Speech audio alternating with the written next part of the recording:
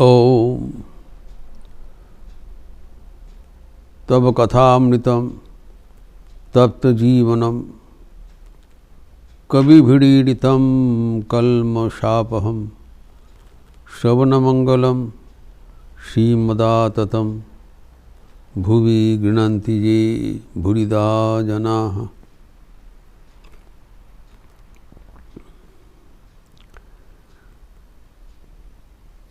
श्री रामकृष्ण के कर्मयोग के बारे में चर्चा हो रहा था।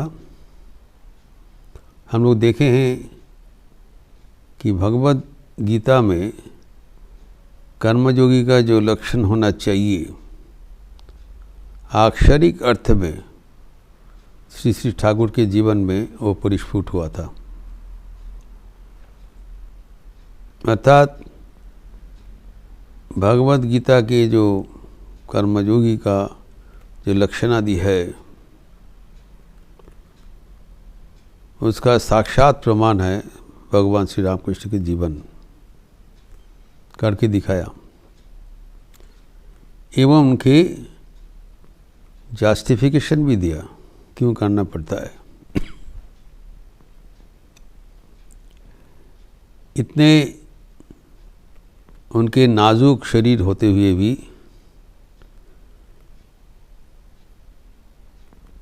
निरंतर कर्म किया। जब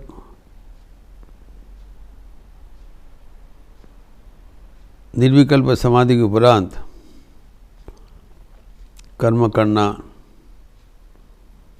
ऑलमोस्ट इम्पॉसिबल हो जाता है, मन तल्लीन हो जाता है, तब भी मन को उस उच्च भूमि से उतार कर खींच के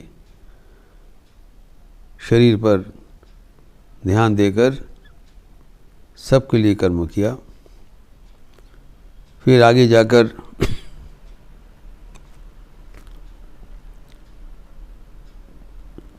शारीरिक अपारगता दुर्बलता वो भी उपेक्षा करते हुए कर्म किया एवं आखिर में जब कठिन बीमारी में ग्रस्त हो गए तब भी कर्म करना छोड़ा नहीं। कारण भगवत गीता में जो कहा गया है, भगवान स्वयं बोल रहे हैं,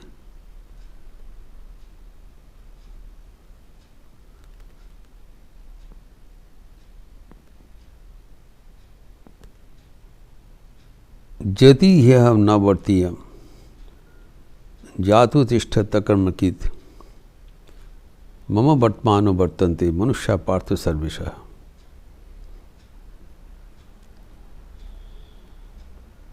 उत्सीदेव इमे लोका न कुर्यात् कर्म चेदहम् शंकरस्य कर्तास्य उपपन्नमिह प्रजा। अगर हम निरंतर कर्म ना करें एवं कर्महीन होकर बैठ जाए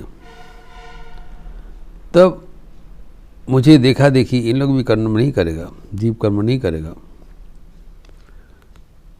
एवं इन लोग का उत्सन्न में चला जाएगा, जहन्नम में चला जाएगा। उसका कर्म नहीं करने से जीवन में बड़ा पतन आ जाएगा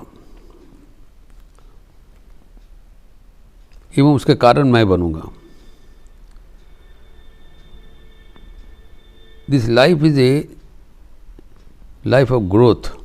हम लोग आगे बढ़ रहे हैं ना कि पीछे हट रहे हैं, लेकिन कर्महीन होने से हमारा अग्रगति बंद हो जाता है। तो हम लोग सब आगे चल रहे हैं, कहाँ पर? गंतव्य स्थल क्या है? परमानंद प्राप्ति, ईश्वर प्राप्ति। इस हेतु ही ये जन्म मिला है। ये हेतु प्राप्ति के लिए हमें निरंतर कर्म करना जरूरी है। तो हमें प्रोत्साहित करने के लिए भगवान को इतना कर्म करना पड़ा और उन्हें बताया उनका स्वभाव सिद्ध सरल भाषा में, अगर मैं कुछ गलत कर्म कर लें तुम लोग इसको 1000 गुना ज़्यादा गलत कर्म करोगे। हरि भी बताया मैं इतना कर्म कर रहा हूँ ताकि तुम लोग इसका एक अंश भी करने से सुविधा हो जाएगा। You may not be able to do so much. আমি 16টা অঙ্ক করে গেলাম, অন্তত একটা অঙ্ক করিস। 1/16 of what I have done is enough for your purpose. But I have illustrated a bright example ताकि आप लोग उसको अनुसरण करते हुए कर्म कर सकें। तो उतना ही काफ़ी है। और अगर हम कर्म ना करें तो फिर इन लोग हमारा अनुसरण करते हुए अभी गिर जाएगा। एक उनके स्वभाव सिद्ध उदाहरण देते हुए कहा कि अगर हम जो ग्रामीण भाषा में सहज सरल रूप से बताते थे ताकि इस उदाहरण से सबको डायरेक्टली वो शिक्षा मिल जाता था। अब जानते हैं कि हमारे शास्त्रीय मतानुसार जो हमारे जीवन यात्रा की गतिविधि सब कुछ निर्धारित है। किसे हमें खाना पड़ेगा, किसे सोना पड़ेगा, सब कुछ निर्धारित है। तो उसमें कहा गया है कि जब हम पेशाब करते हैं बैठ के पेशाब करना चाहिए। जिसका जनेऊ हो जाता है उपवीत के बाद, वो तो कान में उसका उपवीत लगा के तब भी पेशाब करते हैं। ये परंपरा है। तो ठाकुर कहते हैं अगर हम बैठने के बजाय खड़ा होकर हम पेशाब करना चालू करें तो हमें देखा है कि क्या करेंगे इन लोग देखा खड़े होकर पेशाब नहीं करेगा, इन लोग नाचते हुए पेशाब करेंगे, घूमते हुए पेशाब करेंगे, मतलब और ज़्यादा मात्रा बढ़ा देगा। तो ये जो उनको कहा, उनको जो वाणी है, আমি যদি দাঁড়িয়ে পেচ্ছাপ করি এরা ঘুরে ঘুরে পেচ্ছাপ করবে। পেচ্ছাপ বলেন অন্য भाषा बोलेছেন। तो ये जो उनका जो कहना है जी सबको कर्म में प्रोत्साहित करने के लिए हमें बहुत सावधानता से निरंतर कर्म करना पड़ा ताकि हमारे जीवन एक आदर्श जीवन बनी रहे। Is an example model for others to replicate.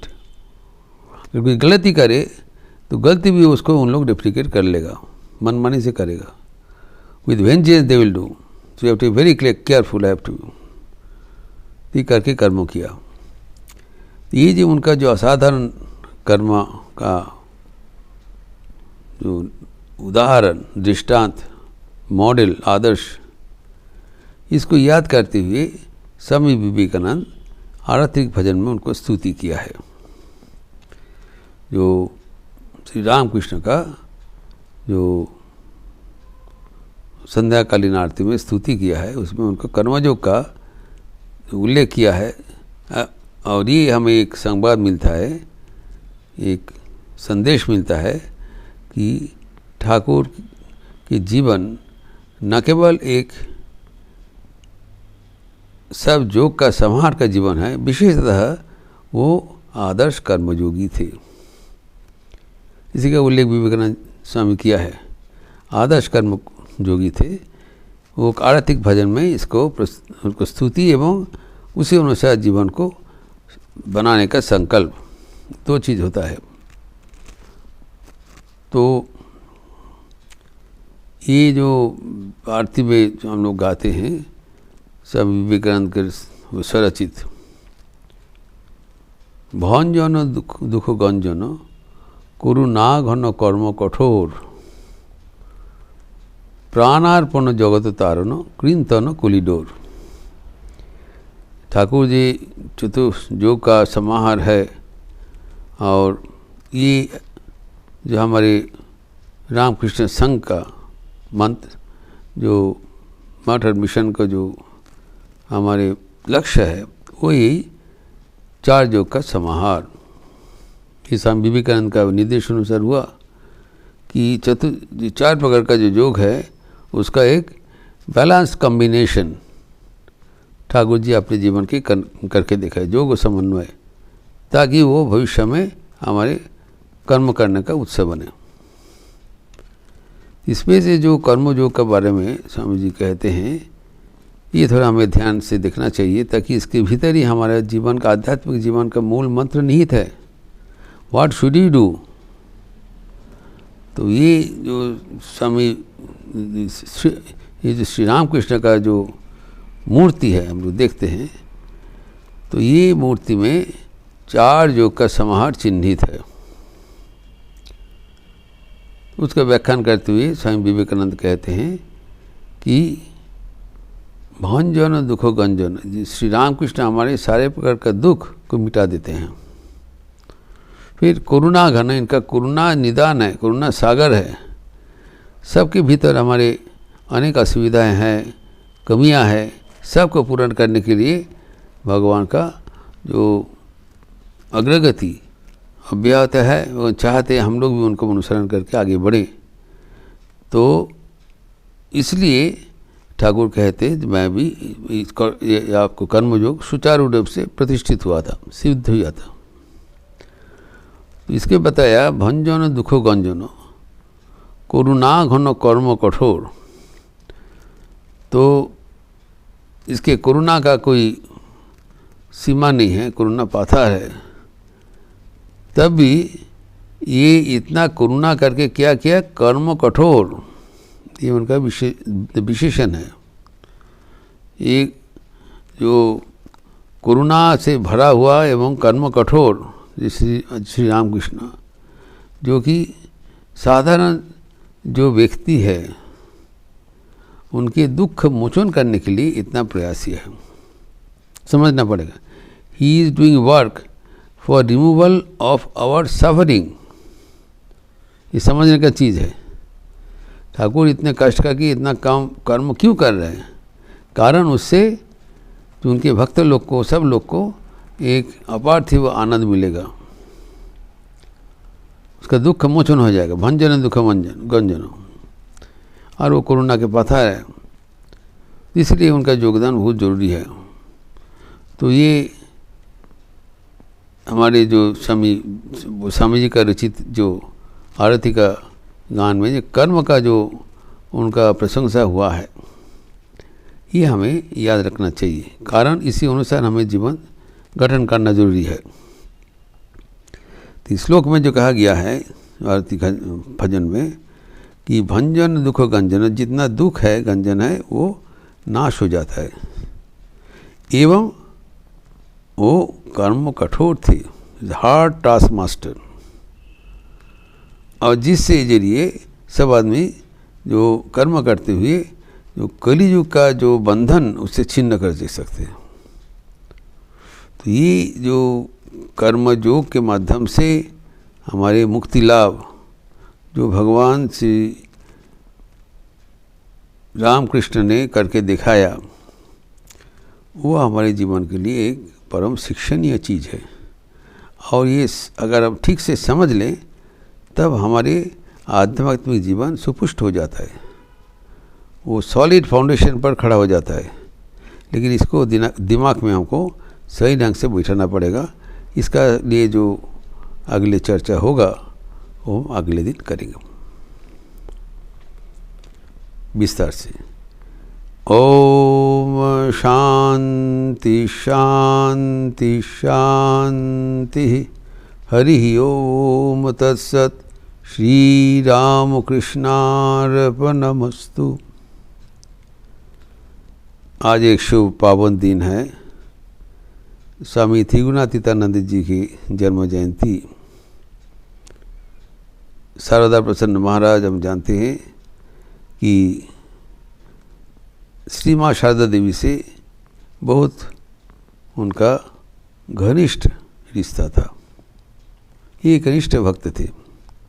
सो जोगीर महाराज जी से थे, उसके बाद ही ये शारदा महाराज का नाम आते हैं। तो इसका नाम शारदा प्रसन्न भी था, और श्री माँ शारदा देवी का बहुत सम्मान करते थे, सेवा करते थे। तो उन्हीं का ही आज जन्म जयंती है। वो शेष उनका जीवन अमेरिका के वेदांत केंद्र, सैन फ्रांसिस्को वेदांत केंद्र में उसको सेवाई रूप से लगा। उसका विषय जीवनी तथा वाणी शाम को आरती के बाद चर्चा होगी एवं जो परंपरा के अनुसार उनका भजन, उनके लिए भजन भी होगा।